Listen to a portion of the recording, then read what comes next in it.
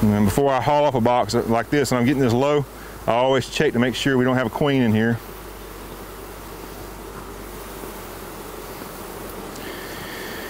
Well, it's a beautiful day to do this.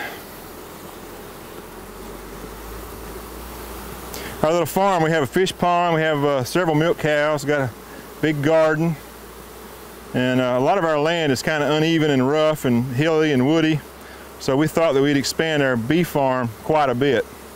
We're going to try to eventually go to maybe 200 hives in the next 2 years. And I did catch quite a few swarms this year, and I started a lot of nuke hives. A nuke hive is something we do in February. The minute the queens start laying in early February, I pull out 4 or 5 racks, stick them in a smaller box called a nucleus hive, and there's no queen in there, just those very young eggs. And I'll isolate them and tape the box up where they can't get out and leave them for a few days. And when they realize they don't have a queen, they can feed those new eggs a particular substance and raise their own queen. And God made these things perfect. So that's how I get most of my hives, just by nuke hives. Most of your nuke hives, if you set up 10, you'll get 7 or 8 good ones. And then you can catch some. But you got to have a pretty good established set of hives to be able to create nukes. And if you ever lose some queen for whatever reason, you can always take your nuke hive and put it in a strong hive and requeen it. It's a good way to raise your own queens. Shipping bees through the mail and buying bees is very expensive. Okay, we'll move this over here, son. Come smoke these guys for me, okay? Do your best. See, there's a whole sheet of eggs right there.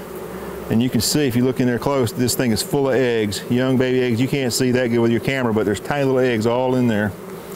So this is where you're liable to see the queen. You just never know when she'll pop up.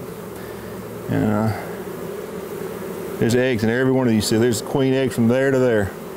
So both these 2 boxes will be full of eggs. The tendency of the queen over time is to migrate up, and once they migrate up, nothing below her ever gets used. And so you have to go in and check every now and then. If they migrate to the top, you'll have to reverse your boxes and put her eggs in the very bottom again, because they fill up from the bottom up. The yellow is going to be pollen. The actual egg is about this, about as big as the diameter of a little stick pin. They're very small, about the size of a small, tiny ant. And they'll be in the bottom, very bottom, in the center of these boxes. If you ever look in there and you see 3 or 4 eggs in one box, it means you got a sorry queen. And if you see where the eggs are not in the very center and they're off to one side or the other, it means you got a sorry queen. Need to replace her. A lot of these bees have swarmed, and so they're in the process of really working this stuff. And we could have robbed later, but it's good weather. Sometimes, we wait late and we get rain in the summer, and it's hard to. My wife just happened to be off for a 3-day weekend, and I really need her help with this stuff in the kitchen. We were working, and we had to put stuff down on the floor, and we don't like to keep the house cluttered up for a long time doing this, so we just try to put paper and plastic down on the floor and rob over a weekend or 2. She's off on Monday, so we got a 3-day weekend to do this. There's some more eggs. I kept thinking I'd see the queen. There's a whole bunch of pollen. You see that yellow right there? It's my understanding from what I've read that that's what they feed their baby larvae. And this is their winter food supply. I mean, what they're collecting now will keep them all the way through February of next year. We don't have very hard winters, but I always leave them 3 bottom boxes full, and I don't rob them anymore. I don't do a fall robbing. I let them keep everything they gather from here on out, and they'll need it. You don't want to take so much that you kill your own bees. So here's a queen. See, she's got pollen on her legs. I ran her off. They come in, if you watch them from the entrance, they'll fly in. They got 2 little sacks of pollen on their legs.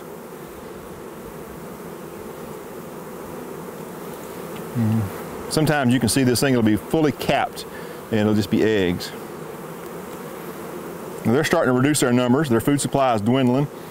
And by fall, they'll have reduced their numbers a lot. They'll kick out a lot of the male bees, and they'll just have enough food supply for themselves. Put these guys back. Now we won't take any more off of this. I don't usually feed my bees at all, except if I catch a new swarm or I'm trying to start some nukes.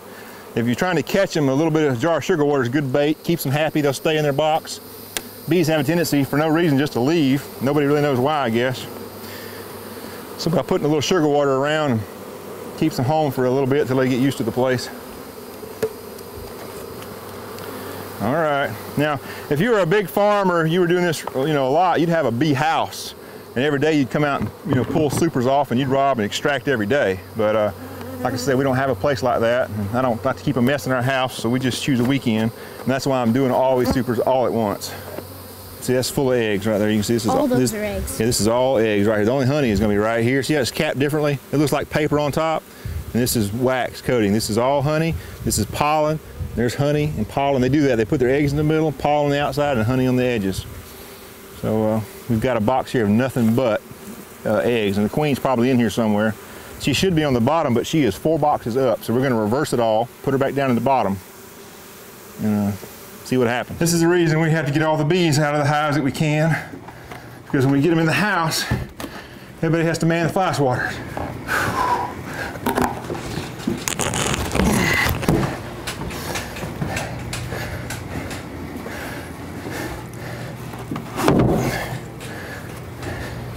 All right, in about an hour and a half, we pulled 9 supers off, which will be about 25 or 30 gallons of honey.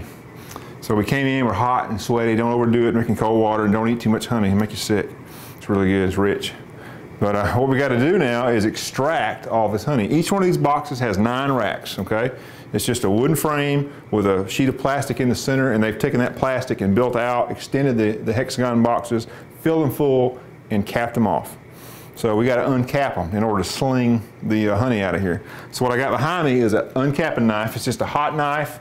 It's got a little thermostat control right here. It plugs into a 110 socket. And I got a double box.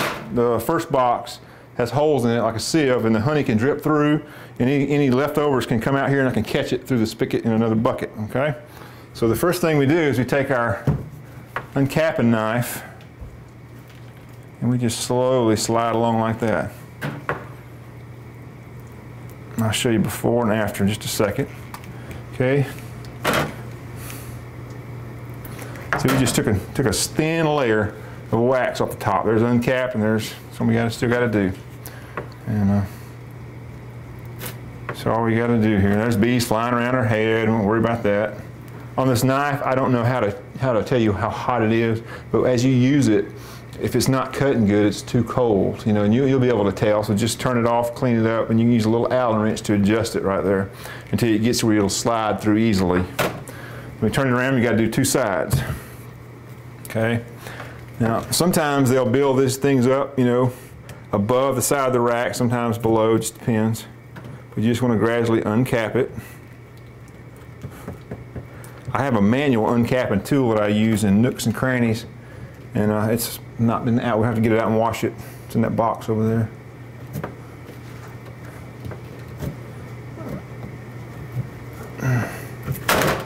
Oops. This is a little difficult because it's down inside the wooden rack. So the one next to it, you know, protruded too much, and they probably ran out too far, and this one's kind of down in it.